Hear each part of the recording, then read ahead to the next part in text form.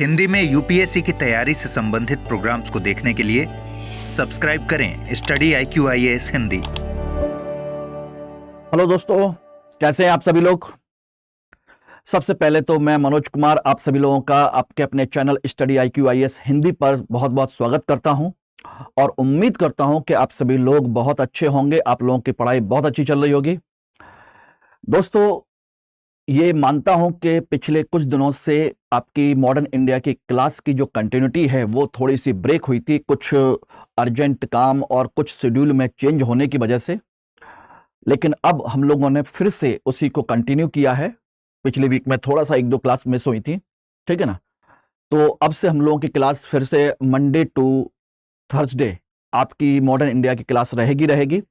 और दोस्तों, आप सभी लोगों को बता दें कि इस क्लास में हम लोग आधुनिक भारत के इतिहास को देखने की कोशिश कर रहे हैं और उसमें देखने का जो प्रयास है वो इस तरीके से कि आपका मुख्य परीक्षा और जो प्रारंभिक परीक्षा का जो क्वेश्चंस हैं वो आसानी से आपको मिल सके, ठीक है ना।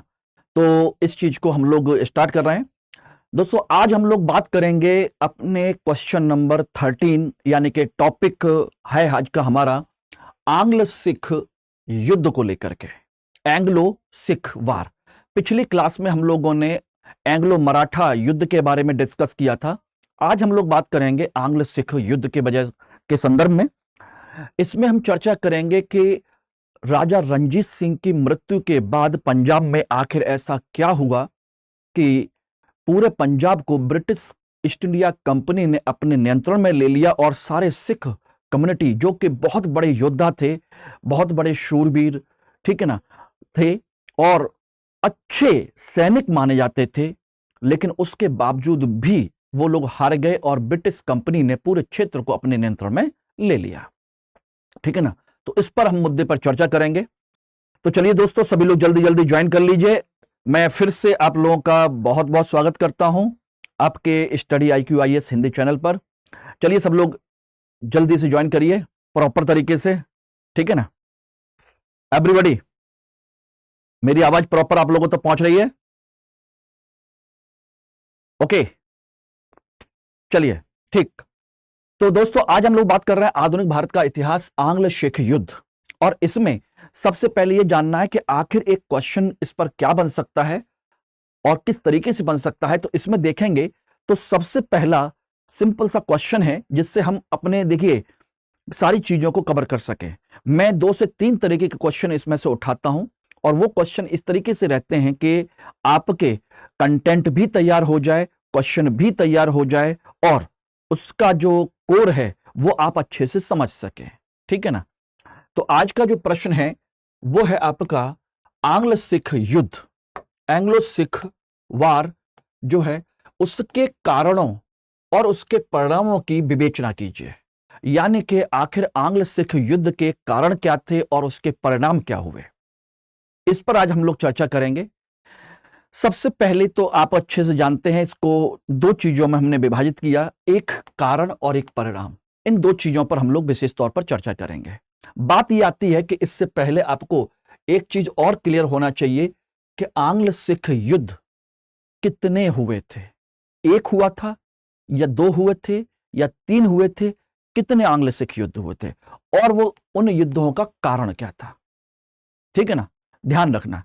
तो आपको बता दें कि सिख जो क्षेत्र है, आप अच्छे से जानते हैं, एक सिख समुदाय एक धार्मिक समुदाय था जिसकी शुरुआत गुरु नानक देव जी ने पंजाब के क्षेत्र में की थी और उसके बाद उसमें एक के बाद एक 10 गुरुओं की परंपरा रही। अंतिम गुरु गुरु गोविंद सिंह माने क्या जाते हैं थे और उसके बाद गुरु की परंपरा गुरु गोविंद सिंह जी के बाद खत्म हो गई और उसके बाद देखेंगे तो एक राजनीतिक सत्ता किसके हाथ में आ गई थी?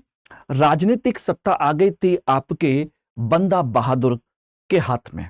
तो सबसे पहले ध्यान रखिए, मैं अभी कुछ उत्तर के प्रारूप पर कोई बात नहीं कर रहा, मैं थोड़ा सा बैकग्राउंड समझाने की कोशिश कर रहा हूं कि किस तरीके से ये सारी चीजें हैं। तो सिख समुदाय, पहली बात तो यह है कि सिख एक धर्म संगठन के रूप में विकसित हुआ था, ठीक है ना।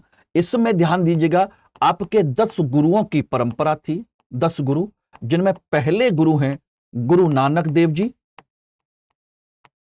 और 10वें जो गुरु थे वो थे आपके गोविंद सिंह, गुरु गोविंद सिंह, ठीक है ना, 10वें गुरु। इसके बाद देखेंगे तो सिख में दूसरे एक आया था राजनीतिक सत्ता के तौर पर, उसमें आए थे आपके गुरु गोविंद सिंह के बाद बंदा बहादुर, बंदा बहादुर। और इसके बाद क्या हुआ कि सारे सिख समुदाय जो है बिखर गए, और बिखरने के बाद में 12 अलग अलग मिसलों में, सोचिएगा, तीसरी जो चरण आया वो आया 12 मिसल का, 12 मिसल, यानी कि 12 संघ बन गए, एक तरीके से 12 ग्रुप बन गए, जिनके अलग अलग सिख सरदार थे, नेतृत्व कर रहे थे। और इन्हीं मिसलों में से एक मिसल थी आपकी सुकर चकिया मिसल। कौन सी? सुकर चकिया मिसल। अगर आप लोग जानते हो, पढ़ा हो तो समझ लीजिए। ये यहां तक ध्यान रखिएगा, यहां तक आप लोग जो पढ़ते हैं वो आपके मध्यकालीन इतिहास का एक टॉपिक है, यानी कि भक्ति आंदोलन जब शुरू हुआ था मध्यकाल में, वहां से आपका सिख धर्म की भी शुरुआत हुई। गुरु देखेंगे, गुरु नानक देव जी के बाद में देखेंगे तो गुरु आपके जो अंगद हैं, अंगद के बाद गुरु रामदास हैं, अमरदास हैं, इस तरीके से कई सारे गुरु आते गए। और सोचिए अकबर के समय में इनको काफी ज्यादा दान दक्षिणा भी मिली, अकबर ने बहुत सपोर्ट किया इनको। वो अलग बात है कि उसके बाद में इनके मुगलों के साथ संबंध खराब हुए और वो लास्ट तक चले आए, ठीक है ना। सुकर चकिया मिसल के जो सरदार हैं वो थे राजा रंजीत सिंह, रंजीत सिंह, ध्यान रखिएगा, राजा रंजीत सिंह। और खास बात यह है कि इन राजा रंजीत सिंह ने इन 12 मिसलों को मिला करके एक कर लिया और क्या बनाया, पूरा पंजाब राज्य का गठन कर लिया, पंजाब क्षेत्र एक कर दिया। तो इस तरीके से आपका एक सिख राज्य विकसित हुआ था।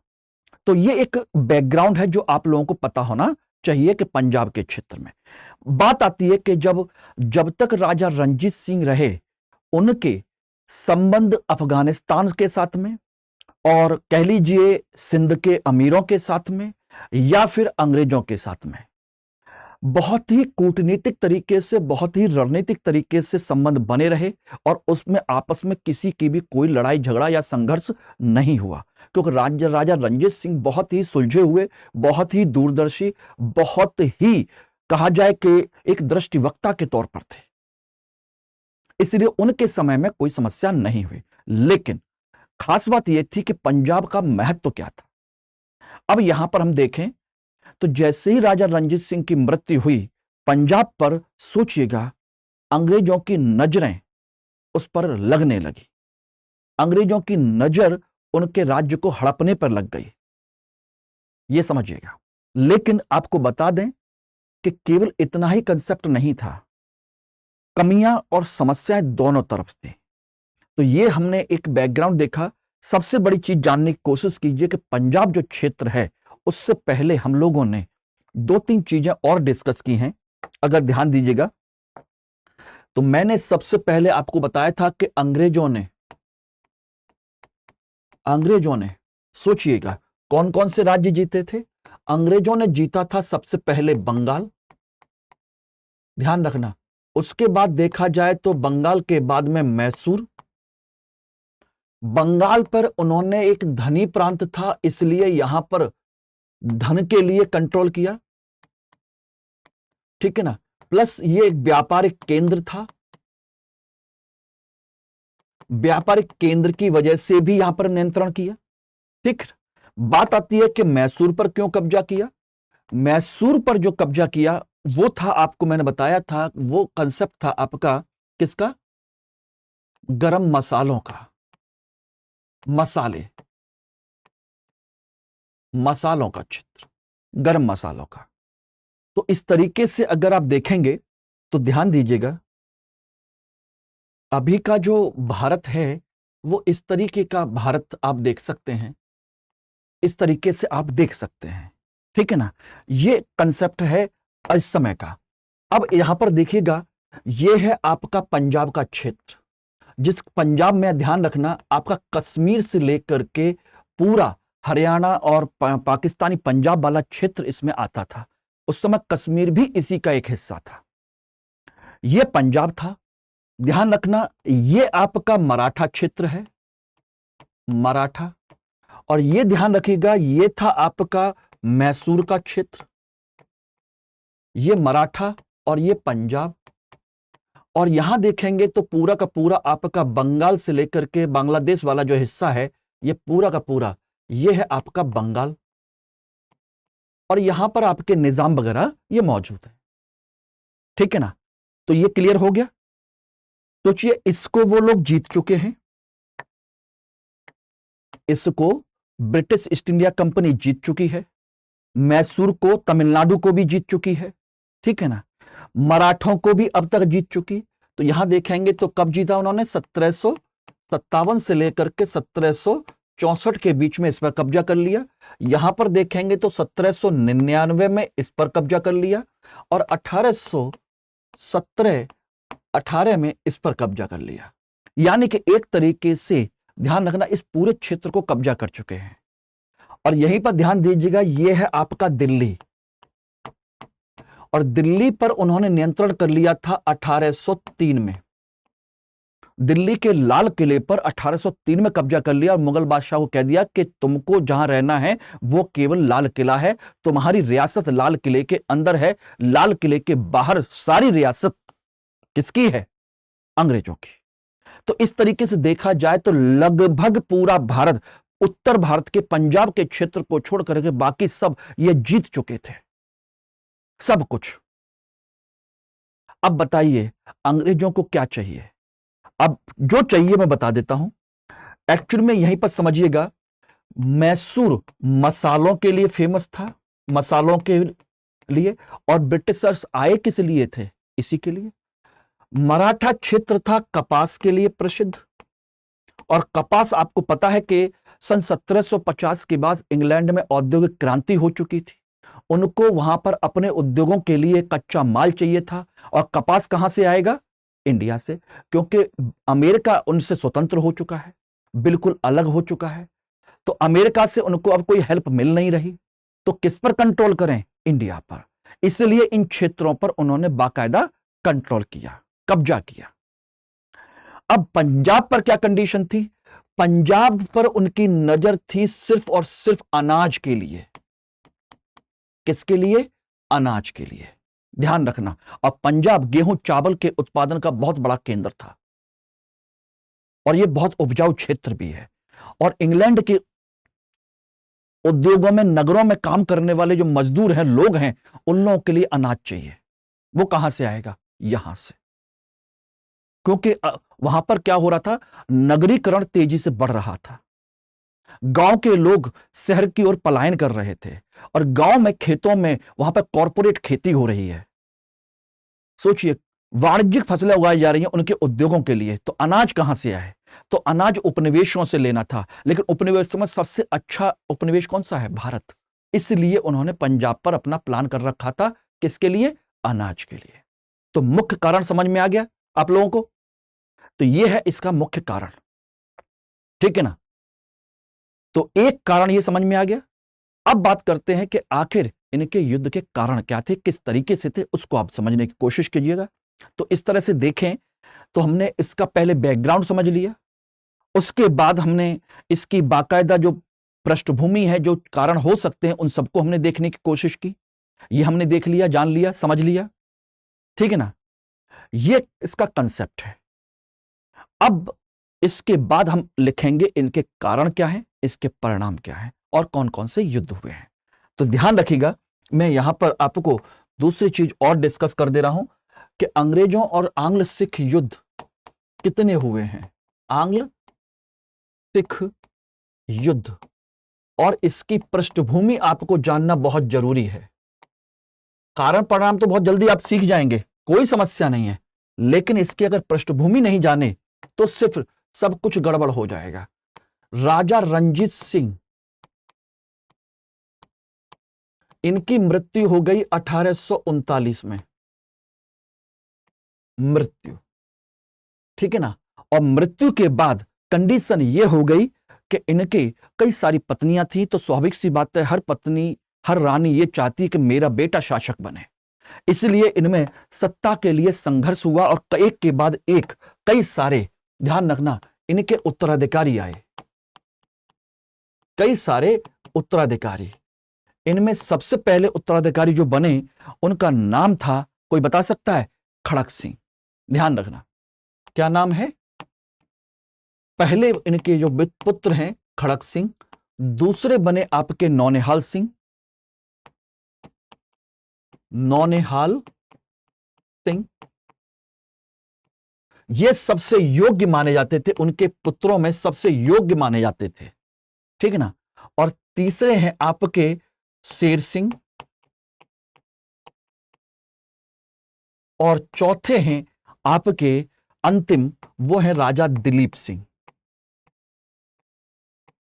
दिलीप सिंह। और ये सब के सब बने आपके 1839 से लेकर के 1843 के बीच में। और खास बात यह है कि इतनी जल्दी बन भी गए, हट भी गए। एक्चुअली में ये कंसेप्ट नहीं था। कंसेप्ट ये था इनके बीच में, जो समझने की कोशिश करिएगा, कि इनके दरबार में यहां पर षड्यंत्र चल रहे थे। दरबार में दो गुट थे। एक था सेना का गुट, सेना जिसे हम खालसा कहते थे, खालसा सेना। एक गुट इनका था और दूसरा था दरबार का प्रशासनिक गुट, जिसे दरबार के कौन है? प्रशासनिक लोग। ये और ये दोनों आपस में लड़ाई झगड़ा करते थे, और यही लोग गुट बना करके अपने अपने पसंद के शासकों को बिठा रहे थे। और एक एक करके जब खड़क सिंह को बिठाया तो दूसरे गुट ने, जो नौनिहाल का गुट है, उन्होंने खड़क सिंह को मार दिया, नौनिहाल सिंह बन गए। नौनिहाल को बिठाया तो सोचिए शेर सिंह के गुट ने उनको मार दिया। इस तरीके से एक के बाद एक को मार दिए गए। अंत में राजा दिलीप सिंह बचे और इनके बाद कोई पुत्र नहीं था। मजबूरी में इनको बनाना पड़ा कि चलो भाई ठीक है, यही है। नाबालिग बच्चे थे, बहुत छोटे से, क्या करें। तो ये समझ लीजिए कि राजा रंजीत सिंह के बाद दरबार में क्या हो रहा था? गुटबाजी हो रही थी। ये एक बहुत बड़ा कंसेप्ट था गुटबाजी का। इसकी वजह से समझिएगा एक षड्यंत्र का माहौल था, सारी चीजें थी। और अंग्रेज इस तरह की चीजों के लिए हमेशा इंतजार करते थे कि वो वहां पर किस तरह से आपस में षड्यंत्र हो, इनमें से कोई एक गुट हमारे पास आए, फिर हम उसकी सहायता के बहाने हम क्या करेंगे? उस पर कब्जा कर लेंगे। मराठों में भी उन्होंने यही किया था, उसी तरीके से पंजाब में, क्योंकि ऐसे युद्ध करेंगे तब तो फिर लग रहा था कि ये क्या समस्या है। बात समझिएगा। तो ये एक कंसेप्ट था। Everybody clear? समझ में आ गया? देखिए इस तरह से समझने की कोशिश की है। अब इस तरीके से देखा जाए तो एक तरफ अंग्रेज हैं जिनको पंजाब पर कब्जा करना है, मूलतः किसके लिए? अनाज के लिए। और दूसरी तरफ आंग्ल सिख युद्ध की पृष्ठभूमि मराठी सिख बना रहे हैं, किसके लिए? अपने अपने प्रभुत्व को बनाए रखने के लिए। बस युद्ध भर की देरी है, बाकी सारी चीजें तैयार हैं। अब यहीं से आपका क्वेश्चन का आंसर निकल के आ जाएगा कि आखिर इस युद्ध के कारण क्या थे और इस युद्ध के परिणाम क्या हैं। देख लीजिएगा। तो चलिए सबसे पहले आप लोगों को एक इंपॉर्टेंट सूचना आप लोगों को बता देते हैं। आप लोगों का 16 तारीख से लॉन्ग टर्म 2025 का इवनिंग बैच स्टार्ट हो चुका है। ध्यान रखना, हो चुका है। अभी केवल इंट्रोडक्टरी क्लास हुई है। अभी सिर्फ और सिर्फ क्या हुई है? इंट्रोडक्टरी क्लास, ओरिएंटेशन क्लास कहते हैं। अभी क्लास में प्रॉपर तरीके से नहीं कुछ भी हुआ है, बस इंट्रोडक्शन हुआ है। और इस बैच को अगर आप ज्वाइन करना चाहते हैं तो आप हिंदी, इंग्लिश और इंग्लिश, इंग्लिश का मतलब हिंदी इंग्लिश मिक्स, बाइलिंगुअल, ठीक है ना, तीनों बैच आपके स्टार्ट हो रहे हैं। और इसकी जो फीस है, एक्चुअल फीस रखी गई थी 70,000, लेकिन अगर आप MK लाइव कोड यूज करेंगे तो आपको 36,000 रुपए यानी 35,999 रुपए में आपको ये कोर्स मिल जाएगा। ध्यान रखना, 16 तारीख से बैच स्टार्ट हो चुका है, शाम को 6 बजे। एवरीबॉडी क्लियर है? शाम को 6 बजे, ठीक। अब इसमें खास बात क्या है वो समझिए कि इस बैच की खास बात क्या है और क्यों जरूरी है। ध्यान रखिए, इसमें उन लोगों के लिए जो वास्तव में सीरियस हैं, जो चाहते हैं कि 2025 में हम सफल हों। तो ध्यान रखना, जिंदगी में बेटा कोई भी काम करिए, हर काम को या हर काम को पूरा करने के लिए या अपने हर लक्ष्य को पूरा करने के लिए एक रणनीति की आवश्यकता होती है। ध्यान रखना, चाहे कोई भी काम हो, कोई भी लक्ष्य हो, इंडिया की टीम जब खेलने जाती है तो उनके साथ में ध्यान रखना कोच भी होते हैं, मेंटर्स भी होते हैं, साथ के साथ मैनेजर्स भी होते हैं, सब लोग होते हैं, पूरी टीम होती है। क्या जरूरत थी कि इन सब चीजों की? खिलाड़ी कप्तान है तो सही, कप्तान के साथ में 14 खिलाड़ी चले जाते खेलने। क्या जरूरत है उनको कोचों की? क्या जरूरत है उनको मेंटर्स की? क्या जरूरत है? चलो फिजियोथेरेपिस्ट की जरूर समझ में आती है, चलो डॉक्टर है, फिजियोथेरेपिस्ट है कि भाई किसी को चोट लग जाए तो उनके हेल्प करने के लिए। कोच की इन सब की क्या जरूरत है? कोई खिलाड़ी अपने आप में कम है क्या? नहीं है ना। तो फिर एक से बढ़कर एक धुरंधर है हमारी टीम में, और कहते हैं हर टीम में है, उनको कौन सिखाएगा? नहीं, रणनीति। क्योंकि जो खेलने वाला होता है वो अपनी रणनीति नहीं बना पाता, और रणनीति बना लेता है तो उस पर ढंग से चल नहीं पाता। बार बार कैसे बनाएगा, कैसे चेक करेगा अपने आप को? इसीलिए हर एक चीज के लिए, चाहे कोई भी खिलाड़ी कितना भी बड़ा खिलाड़ी क्यों ना हो, अगर उसने कोई लक्ष्य डिसाइड किया है, चाहे कोई बिजनेसमैन हो, कोई आईएएस की तैयारी करने वाला हो, कोई भी हो, उसको एक रणनीति चाहिए अपने लक्ष्य के लिए। और हम लोगों ने ये रणनीति बनाई है, आप भी इस रणनीति को फॉलो कर सकते हैं, और हमारे साथ चलेंगे तो आपका चलना बहुत आसान हो जाएगा। ठीक है ना। 2025 उसी तरीके से 2026 के लिए भी कर सकते हैं। तो सोचिए, इसमें हम लोगों ने प्लान बनाया है। सबसे पहले आप लोगों के लिए ध्यान दीजिएगा, ये रहा आपका प्लान। पहला फेज शुरुआती है, यानी कि इसमें हम केवल आपका बेसिक्स क्लियर करेंगे, जो हमारे इंपॉर्टेंट सभी सब्जेक्ट्स हैं उनका, यानी अभी से लेकर के जनवरी तक, जनवरी से लेकर दिसंबर तक पूरा एक साल। ध्यान रखिएगा, हम आपके फाउंडेशन को तैयार करेंगे। प्री कम मींस पूरा कंप्लीट फाउंडेशन। हकीकत में पूरी तैयारी आपकी यहीं हो चुकी होगी। उसके बाद तो केवल और केवल रिवीजन प्रैक्टिस है। प्रारंभिक परीक्षा के समय में जनवरी 2025 में हम फोकस करेंगे आपके किसके लिए? प्रारंभिक परीक्षा के लिए। स्पेशली 4-5 महीने सिर्फ और सिर्फ प्रारंभिक परीक्षा के लिए। जबकि हम सोचिए, दो चीजें पहले तैयार कर चुके हैं। ये जो स्ट्रेटजी है ना, वो फर्स्ट अटेम्प्ट में आपको सिलेक्शन दिलाने की स्ट्रेटजी है। जो हमारे साथ चल लिया तो समझ लिए कि आपका सिलेक्शन सुनिश्चित है। और फीस कितनी है? मात्र 35,999 रुपए। कोई आपसे 2-2.5 लाख रुपए नहीं मांग रहा, 3-4 लाख रुपए नहीं मांग रहा, जैसे दिल्ली वगैरह में आप देख रहे हैं 2-2 लाख, 2.5 लाख रुपए आपको देने पड़ रहे हैं, फिर रहने खाने खर्चा अलग से करना पड़ रहा है। वो आपको घर बैठे उस लेवल की सारी बेस्ट फैकल्टीज आपको पढ़ा रहे हैं। प्रारंभिक परीक्षा में पूरा का पूरा रिवीजन और क्रैश कोर्स का, यानी कि जो इंपॉर्टेंट टॉपिक्स है उनका रिवीजन प्लस प्रैक्टिस प्लस आपका सब कुछ, उसमें टेस्ट सीरीज वगैरह सब कुछ होगा इसमें। उसके बाद जून से लेकर सितंबर तक सोचिए, चौथा स्टेज मेंस का रेजिडेंशियल प्रोग्राम। इसमें हम मेंस के टाइम पीरियड में अगर आप प्रारंभिक परीक्षा क्वालिफाई करते हैं, जैसा कि हम उम्मीद करेंगे कि आप सब करेंगे, उन सबको हम अपने प्रमाइस पर अपने यहां खुद बुलाते हैं। रहने खाने का इंतजाम स्टडी आईक्यू करता है, आपको नहीं करने की जरूरत है। उतने ही पैसे में ही आपको हम 5 महीने, सोचिए 4 महीने पूरा मेंस पर फोकस करेंगे प्रॉपर तरीके से। पढ़ाना लिखाना प्रैक्टिस कराना, पढ़ाना लिखाना प्रैक्टिस कराना, रहने खाने की सुविधा देना वो अलग से। उद्देश्य सिर्फ एक ही है, रिजल्ट आपका। 36,000 रुपए में क्या होता? 36,000 रुपए में बेटा ध्यान रखना, दिल्ली में 10,000 रुपए से कम का कोई कमरा नहीं मिलता। 40,000 रुपए तो 4 महीने के किराए के हो गए। खाना पीना रहना पढ़ना लिखना कौन करेगा? और हम सोचिए पूरे 2 साल तक आपके साथ हैं। पूरा रहना खाना 4 महीने अलग है। उसके बाद फिर इंटरव्यू की तैयारी, अक्टूबर नवंबर दिसंबर पूरा इंटरव्यू की तैयारी, 3 महीने कंटिन्यू, और वो भी टॉप आईएएस ऑफिसर्स के साथ में। क्या चाहिए आपको? ये स्ट्रेटजी हमारी। आइए जुड़िए प्रॉपर तरीके से। और इसमें अगर आप लोग एमके लाइव कोड इस्तेमाल करते हैं, ध्यान रखना, एमके लाइव अगर कोड इस्तेमाल करते हैं तो आप इस कोर्स को ज्वाइन करके इसका स्क्रीनशॉट मुझे भेज दीजिए। इसके बाद आप लोग मुझसे पर्सनली कनेक्ट हो जाएंगे। पर्सनली इसमें ध्यान रखना, इस कोर्स में आपको मेंटर्स मिलेंगे, ठीक ना, नोट्स मिलेंगे, क्लास नोट्स अलग से मिलेंगे, ठीक ना, बुक्स मिलेंगी। एक एक को मेंटर मिलेगा जो आपके पर्सनल गाइडेंस आपको देगा। इसके अलावा हम लोग रहेंगे वो अलग है। और क्या चाहिए सिलेक्शन के लिए? इससे बेहतर चीजें आपको नहीं मिल सकती। किसी बड़े से बड़े कोचिंग इंस्टीट्यूट में चले जाइए तब भी नहीं मिलेंगे।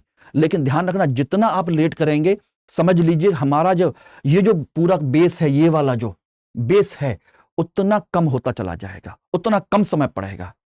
और सोचिएगा, जो 2025 में टारगेट करके चल रहा है ना, उसके लिए काउंटडाउन शुरू हो चुका है। इसलिए डेट याद रखिएगा, बैच स्टार्ट हो चुका है। आप जितना जल्दी कर लेंगे आपके लिए बेनिफिशियल है।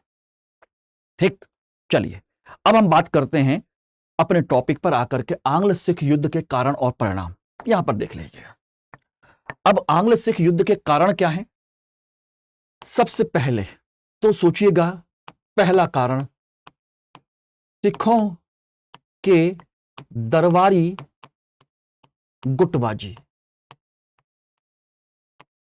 गुटबाजी, इनके आपसी षड्यंत्र, क्योंकि ये आपस में ही लड़ रहे हैं, आपस में ही झगड़ रहे हैं, ठीक है ना। ये इनके युद्ध के कारण हैं, क्योंकि ये लोग खुद पहुंचे वहां पर युद्ध करने के, इन सब चीजों को लेकर के ये खुद ब खुद पहुंचे, ठीक है ना। दूसरा कारण है ब्रिटिश ईस्ट इंडिया कंपनी। सबसे महत्वपूर्ण कारण तो इसी का है, ब्रिटिश ईस्ट इंडिया कंपनी की महत्वाकांक्षा, ठीक है ना। दूसरा उसके आर्थिक उद्देश्य। आर्थिक उद्देश्य कौन से? लंदन के औद्योगिकरण के उद्देश्य,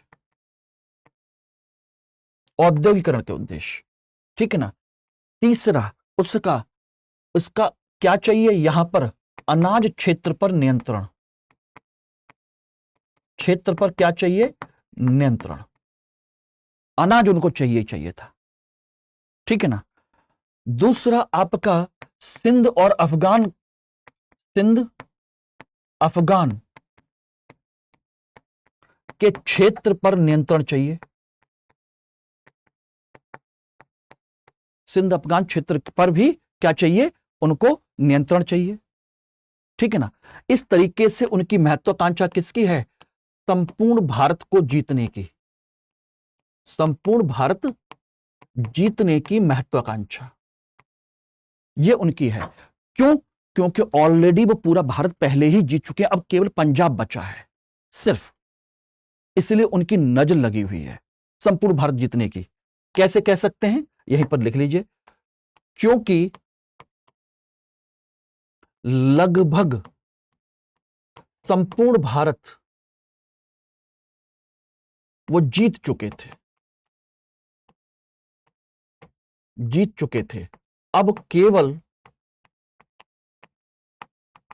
पंजाब रह गया, इसलिए उस पर उनका कंट्रोल चाहते थे। तो अपने औद्योगिकरण के लिए कच्चे माल की आवश्यकता थी, अनाज की आवश्यकता थी, आर्थिक उद्देश्य लाभ कमाने की आवश्यकता थी, ठीक है ना। उनकी राजनीतिक महत्वाकांक्षा है। और सिंध अफगान के क्षेत्र पर, क्योंकि यहां से होकर के ही तो जाएंगे सिंध अफगान के क्षेत्र में, कहां होकर के जाएंगे? तो इसी रास्ते पर उनको आना जाना है, तो इसलिए वो चाहते थे सारी चीजें। और इस तरीके से ये उनके युद्ध के कारण थे, बस, ठीक है ना। ये समझ लीजिए। अब बात आती है कि युद्ध कौन कौन से हुए, तो इसको भी देख लीजिए। युद्ध हुए इनके बीच में दो, ध्यान रखना, इनके बीच में दो युद्ध हुए हैं, दो आंग्ल सिख युद्ध हुए हैं। पहला युद्ध हुआ ये रहा, दूसरा युद्ध हुआ ये रहा, ठीक। इसमें आपको ज्यादा कुछ नहीं लिखना है, बस इतना समझना है कि इसमें क्या क्या हुआ था। देखिए, पहला युद्ध हुआ, इसका जो कारण था, ध्यान रखना, वो था जो दिलीप सिंह की जो पत्नी है, वो पत्नी क्यों, माता जी हैं, रानी जिंदन और वजीर लाल सिंह, इनकी महत्वाकांक्षा और इनका षड्यंत्र, इसकी वजह से यह युद्ध शुरू हुआ था। क्योंकि ये चाहते थे कि सेना युद्ध लड़े, सेना युद्ध करे, अगर सेना युद्ध जीत गई तो हमारे साम्राज्य का विस्तार हो जाएगा, तो सेना वहां पर उलझी रह जाएगी, ठीक है ना। और हार गए तो सेना कमजोर हो जाएगी, इसलिए हमारा प्रभुत्व बढ़ जाएगा। तो एक बहुत बड़ा कारण था। और सेना यह चाहती थी कि अगर हम युद्ध लड़ेंगे, अगर हम जीत गए तो हमारा प्रशासन में भागीदारी बढ़ जाएगी, हमारा नाम खड़ा हो जाएगा, हम इन पर दबाव डाल सकते हैं, वजीर लाल सिंह पर दबाव डाल सकते हैं, अपनी नीतियां मनवा सकते हैं। हारने को उनकी उम्मीद थी नहीं। क्यों? क्योंकि राजा रणजीत सिंह ने इतनी बेहतरीन सेना बनाई थी, फ्रांसीसी और पता नहीं जर्मनी, पता नहीं कहां कहां के लोगों को बुला करके, कहा जाता है कि उस समय की सबसे बड़ी और सबसे सुंदर और सबसे सुसंगठित अनुशासित सेना थी, बेहतरीन सेना उस समय की। जितनी अच्छी वेल ड्रेस्ड ब्रिटिश आर्मी नहीं थी, उससे कहीं ज्यादा वेल डिसिप्लिन्ड आर्मी वहां की थी। इसलिए वो जनरली कोई युद्ध हारे नहीं थे राजा रणजीत सिंह। बहुत बढ़िया आधुनिक शस्त्रागार से युक्त सेना उन्होंने बनाई थी, इसलिए सेना को अपने आप पर भरोसा भी था। लेकिन षड्यंत्र षड्यंत्र ही है। ये जाकर के लाल सिंह और तेजा सिंह, ये दो लोग जो हैं, पहले ही अंग्रेजों से मिलकर आ गए कि हम युद्ध करेंगे, हम आपका साथ देंगे और आप हरा करके बस सेना को खत्म कर दीजिए, हमको कर लीजिएगा। सोचिएगा, तो इनका षड्यंत्र था, ये जाकर के पहले ही मिलाए इस वजह से। और इसमें ध्यान रखना, इसमें लिखने की जरूरत नहीं है एग्जाम में, मैं बता रहा हूं। यहां पर सोचिए 5 युद्ध हुए छोटे छोटे। पहले युद्ध में 5 बैटल हुई। कौन कौन सी? सबसे पहली बैटल याद रख लीजिएगा, मुदकी का युद्ध। ध्यान रखना, मुदकी है, फिरोज शाह है, फिरोज शाह का युद्ध। जगह है ये सारी की सारी, फिरोज शाह फिरोजपुर कहते हैं। तीसरा है बद्दोबाल का युद्ध, बद्दोबाल। चौथा अलीबाल, अलीबाल। और 5वां है सोबराव, सोबराव का युद्ध। और इन 5वां युद्ध में ये लोग हारे गए। और सोचिए, सिख जो है हारे। ध्यान रखना, इस रेड कलर से जो लिखा है, इसको इस क्वेश्चन में लिखने की आवश्यकता नहीं है, लेकिन पढ़ने के लिए जरूरी है। ओके, ध्यान रखना, ये हार गए। और इस हारने के बाद क्या हुआ? फिर यहां पर हुई आपकी संधि। ध्यान रखना, कौन सी संधि? लाहौर की 9 मार्च 1846 को, 9 मार्च 1846 को हुई संधि। और संधि कौन सी हुई? ध्यान रखना, लाहौर की संधि, लाहौर की संधि हुई। और इस संधि में प्रावधान क्या थे? संधि में प्रावधान ये थे कि इनकी जो सिख सेना है, सिख सेना कम कर दी गई, कम कर दी गई। 12,000 घुड़सवार, ठीक है ना, और 20,000 केवल पैदल सैनिक, बस इतने रहेंगे। प्लस इन पर सोचिएगा 1.5 करोड़ रुपया युद्ध हर्जाना लगाना पड़ा, युद्ध हर्जाना 1.5 करोड़ रुपया। और साथ के साथ इनसे क्या छीन लिया? कश्मीर छीन लिया, छीना। और छीन करके 1 करोड़ रुपए में, 1 करोड़ रुपए में गुलाब सिंह को दे दिया, बेच दिया उन्होंने। क्योंकि ये लोग पैसा ही नहीं दे पाए, पैसा नहीं दे पाए तो उन्होंने कश्मीर ले लिया। कश्मीर उठा करके गुलाब सिंह को दे दिया, जो राजा हरि सिंह के ही वंशज थे। वहां से इस तरह से हरि सिंह, गुलाब सिंह, इन सब के वंशजों में ये संपत्ति पहुंच गई कश्मीर की, ये समझिएगा इस तरीके से। और राजा दिलीप सिंह को क्या मान लिया कि राजा दिलीप सिंह राजा हैं, रानी जिंदन उनकी संरक्षक हैं और वजीर लाल सिंह ही रहेंगे। इस तरीके से ये सारी चीजें हो गई। साथ के साथ में एक चीज और हो गई कि इनके दरबार में, ध्यान रखना, क्या रहेगा? दरबार में एक रेजिडेंट रहेगा, अंग्रेज रेजिडेंट, और उसका नाम था हेनरी लॉरेंस। ध्यान रखना, ये मैंने आपको बता दिया है। आपको केवल और केवल क्या करना है?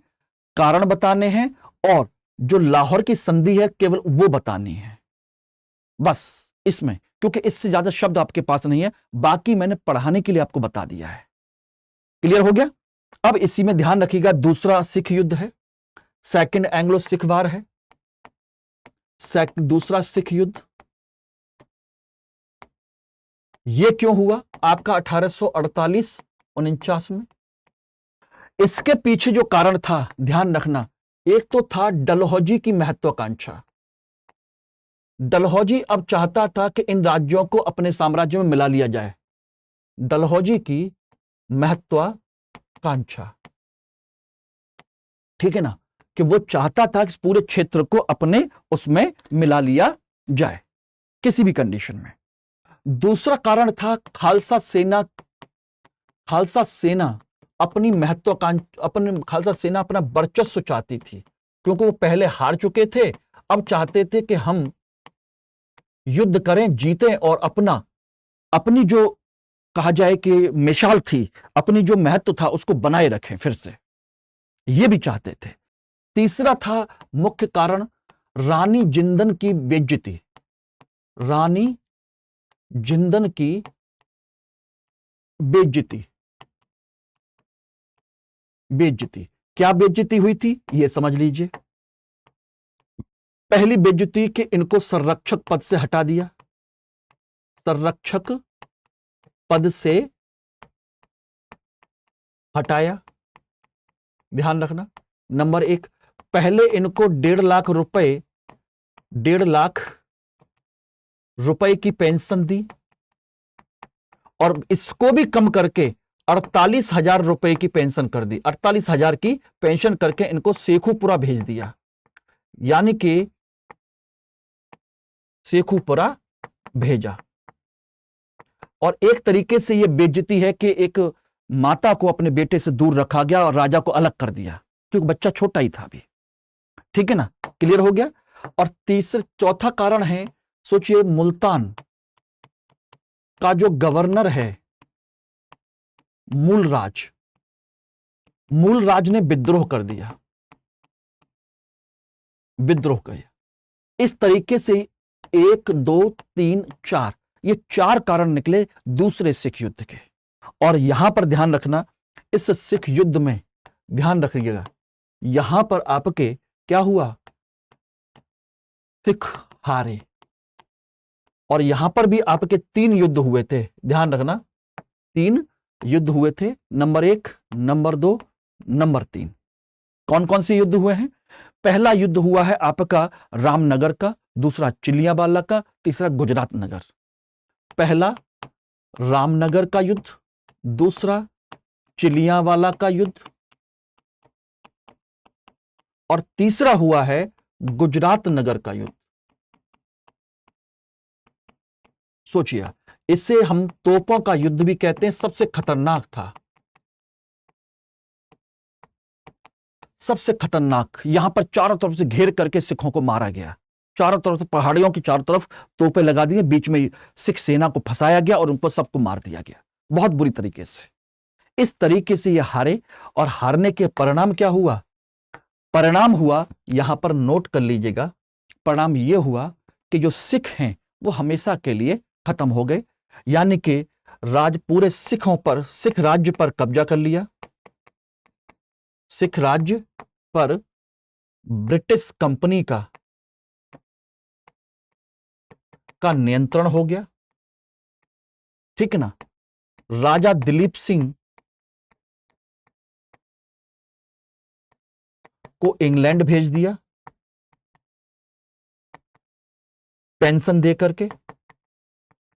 किसके लिए? पढ़ने के लिए। बोले बच्चे हैं, इनको वहीं भेज देते हैं, इनको पेंशन देते हैं, वहीं रहेंगे, वहीं पढ़ेंगे लिखेंगे। इस तरीके से सारी चीजें हो गई और यहां पर उन्होंने पूरा कब्जा कर लिया और पूरा पंजाब का प्रशासन 3 लोगों के हाथ में दे दिया। हेनरी लॉरेंस, उनके भाई जॉन लॉरेंस और एक व्यक्ति और हैं चार्ल्स मैसन।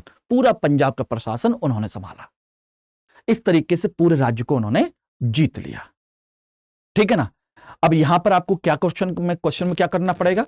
केवल युद्ध हुआ और इस युद्ध में कोई संधि नहीं, बस इसके मुख्य कारण, हल्का सा कारण बता करके इस युद्ध में बताना है कि सिख हार गए थे। और इस तरीके से पूरे साम्राज्य को, पंजाब के साम्राज्य को, पूरे सिख राज्य को अंग्रेजों ने अपने क्षेत्र में मिला लिया। तो इस तरीके से ये पूरा का पूरा कंसेप्ट हुआ है। Everybody clear? ठीक है ना, समझ में आ गया? ठीक, चलिए अब इसके बाद हम देखते हैं कि आखिर इसके परिणाम क्या हुए, आंग्ल सिख युद्ध के परिणाम। परिणाम में अब क्या होगा, कुछ नहीं, ध्यान रखिएगा। परिणाम में सबसे पहला परिणाम है सिख शक्ति हमेशा के लिए समाप्त हो गई। ठीक है ना, एक ये रहे। दूसरा परिणाम क्या हुआ, सोचिएगा, सिख शक्ति हमेशा के लिए समाप्त हो गई। संपूर्ण भारत अब ब्रिटिश कंपनी के नियंत्रण में।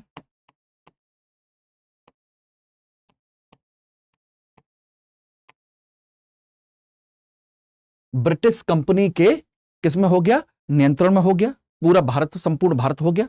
ठीक है ना, कैसे हो गया, क्योंकि पंजाब और सिंध दोनों पर कब्जा कर लिया, दोनों पर कब्जा हो गया इसके माध्यम से। ठीक है ना, इसी के साथ पंजाब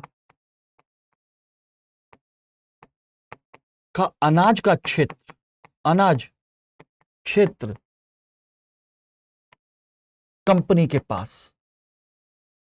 और यहीं पर ध्यान रखिएगा, सबसे पहले उन्होंने ही यहां पर क्या बनाई, फिर नहरें वगैरह बनाना शुरू किया। और यहीं पर अंग्रेजों ने क्या किया, फिर कृषि के विकास के लिए कई सारी नहर परियोजनाएं वगैरह शुरू की, जिससे कि यहां पर सिंचाई को अच्छे तरीके से किया जा सके और उससे अनाज की आपूर्ति कर सके।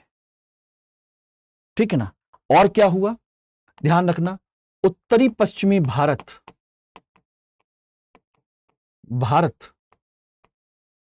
पर नियंत्रण। अब कहोगे उत्तरी पश्चिमी भारत पर नियंत्रण, इससे क्या हुआ, इससे यह हुआ कि बाहर से आने वाली शक्तियों से भारत की सुरक्षा कर ली गई।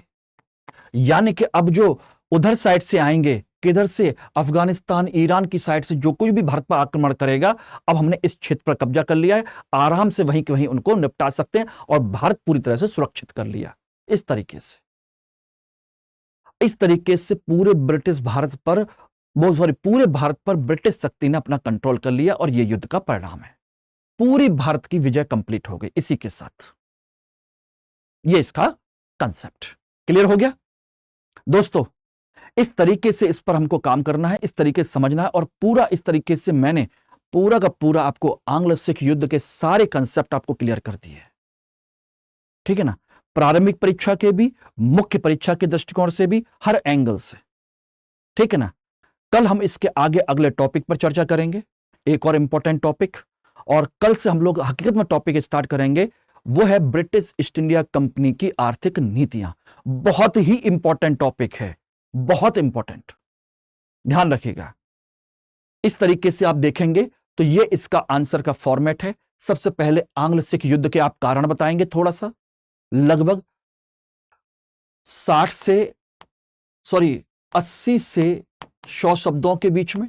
ठीक है ना, लगभग 30-40 शब्द में इसको थोड़ी व्याख्या करेंगे क्या क्या हुआ, और उसके बाद 80 से 100 शब्द में आप क्या करेंगे, ये रही इसके परिणाम। इस तरीके से 3 पैराग्राफ में आप कह सकते हैं तो इस युद्ध को पूरा का पूरा व्याख्या कर सकते हैं। यह है आपका कंसेप्ट। अब चाहे तो आप लोग मुझे लिख करके भेज सकते हैं, दिखा सकते हैं, कोई समस्या नहीं है। यह मेरा लिंक है, यह मेरा कोड है, जिसका इस्तेमाल आप लोग स्टडी IQ पर कोई भी बुक, कोई भी मैगजीन, कोई भी मटेरियल, कोई भी कोर्स परचेज करते हैं, किसी भी तरीके का, चाहे NCERT का कोर्स परचेज कीजिए, किसी PCS का कोर्स परचेज करिए, या कोई भी कोर्स परचेज करेंगे, उसके थ्रू सबसे बड़ी चीज है कि जैसे ही आप कोर्स परचेज करेंगे, स्क्रीनशॉट मुझे भेज दीजिए, मैं आपके साथ पर्सनली अटैच हो जाऊंगा। प्लस आपके साथ बहुत सारी चीजें जो आपकी पढ़ाई लिखाई संबंधित वो आपकी सॉल्व होती चली जाएंगी, डिस्काउंट इससे मिल जाएगा। और ये मेरा टेलीग्राम, इंस्टाग्राम और मेल आईडी है, जिसके थ्रू आप मुझसे कांटेक्ट कर सकते हैं। ठीक है ना, ये आपका, आप जानते हैं, टेलीग्राम बारकोड, और ये मेरा पर्सनल क्या है, एक इंफॉर्मेशन जो आप लोगों को पता होनी चाहिए कि आखिर आप पढ़ किससे रहे हैं। ओके एवरीबॉडी, तो ये है आपका कंसेप्ट और मैं समझता हूं कि आज के लिए इतना सफिशिएंट है। कल फिर हम किसी इकोनॉमी वाले टॉपिक पर ब्रिटिश ईस्ट इंडिया कंपनी की आर्थिक नीतियां, उस पर हम प्रॉपर चर्चा करेंगे। ठीक, चलिए, thank you very much all of you. Hindi में यूपीएससी की तैयारी से संबंधित प्रोग्राम्स को देखने के लिए सब्सक्राइब करें स्टडी IQ IAS हिंदी।